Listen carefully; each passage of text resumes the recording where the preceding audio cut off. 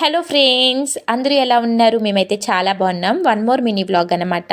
ఈరోజు స్కూల్లో parent meeting అయితే ఉంది. దానికోసం అనేసి స్కూల్కి వెళ్ళాము. వచ్చేటప్పుడు దారిలో ఫ్రూట్స్ అనేవి తీసుకున్నాం అనమాట. ఇక్కడ మా పెద్దోడు చిన్నోడు ఆరెంజ్ అలానే యాపిల్స్ అయితే సెలెక్ట్ చేసుకున్నారు. మా చిన్నోడు అయితే చెర్రీస్ అయితే అస్సలు వదలలేదండి. చెర్రీ కావాలని కంపల్సరీ తీసుకున్నాడు. సో ఫ్రూట్స్ తీసుకుని కార్లోకి అయితే వెళ్ళిపోయాము. వచ్చేటప్పుడు మళ్ళీ దారిలో ఈయన చికెన్ అయితే తీసుకున్నారనమాట. మా జితేష్ చికెన్ కావాలి అన్నాడు. దానికోసం ఆనియన్స్ అన్నీ కూడా నేను కట్ చేసేసి కర్రీ అయితే ప్రిపేర్ చేస్తున్నాను. సో చికెన్ కర్రీ నేను ఆల్రెడీ వీడియో పోస్ట్ చేశాను ఫ్రెండ్స్, కావాలంటే మన వీడియోస్లో చెక్అవుట్ చేసేయండి.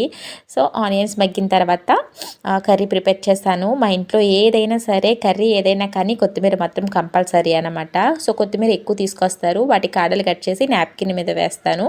ఇలా వేయడం వల్ల దాంట్లో ఉండే తడి ఆరిపోతుంది. ఆ తర్వాత మనం ఫ్రిడ్జ్లో స్టోర్ చేసుకుంటే ఎక్కువ కాలం ఉంటుందన్నమాట. మీలో కొత్తిమీర ఎంతమందికి ఇష్టం? వీడియో నచ్చితే లైక్ చేయండి. అలానే కోడి కూర రెడీ.